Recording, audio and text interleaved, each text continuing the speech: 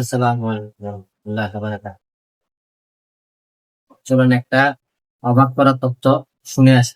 তো অবাক করা তথ্য দিলেন ডাক্তার নোবেল স্যার। চলুন সবাই মিলে ডাক্তার নোবেল স্যারের তথ্যটা একটু শুনি। একটা ভালো খবর দেই, সারা পৃথিবীতে এখন সবচাইতে বেশি প্রবলেম যেটা নিয়ে তৈরি হচ্ছে সেটা হচ্ছে স্ট্রেস, টেনশন। স্ট্রেস, টেনশন এইটার কারণে মৃত্যুর ঝুঁকিটা 30% পর্যন্ত বাড়ে। কত পার্সেন্ট? 30%। কত? 30%। এবার আরেকবার প্রশ্নটা ধরি, জাহান্নামের পাহারাদার কতজন? Very fine.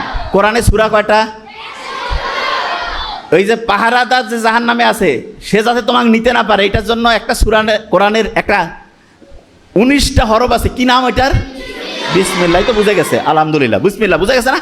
আচ্ছা, তাহলে তুমি বলো তো, যে কোনো কাজ করার সময় যদি তুমি বিসমিল্লাহ বলে বলো, আর যখনই জাহান্নামের পাহারাদার তোমাকে ঢুকাইতে যাবে তুমি যা কইতে পারবে না যে আমি তো সবসময় 19 কইতাম, তুমিও 19, কেন আমাকে ঢুকাবা? এটা বলা যাবে কি না?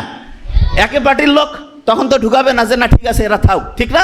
আচ্ছা, যে জায়গায় ছিলাম, স্ট্রেসের কারণে মানুষের যে টেনশন, এইটা থেকে মৃত্যুর সম্ভাবনা 30%। কিন্তু দুইটা মাত্র কাজ আছে, যেই দুইটা কাজ কেউ যদি রেগুলার করে তাহলে তার মৃত্যুর ঝুঁকি 30% থেকে কমতে কমতে কমতে কমতে 0% হয়ে যায়। কত পার্সেন্ট? 0। এবং সেই দুইটা কাজের একদম সেই দুইটা কাজের একটা কাজ হচ্ছে অন্যকে সাহায্য করা, অন্যকে হেল্প করা। সেই দুইটা কাজের 1 নম্বর কাজ অন্যকে হেল্প করা, অন্যকে সাহায্য করা, এটা 1 নম্বর। 2 নম্বর কাজটা কি সেটা আমি বলতেছি, তার আগে একটা জিনিস বলি। আলোচনাটা ভালো লাগলে শেয়ার করে দিবেন, ভিডিওগুলো ভালো লাগলে চ্যানেলের পাশে থাকবেন, সাবস্ক্রাইব করে দেবেন। আসসালামু আলাইকুম।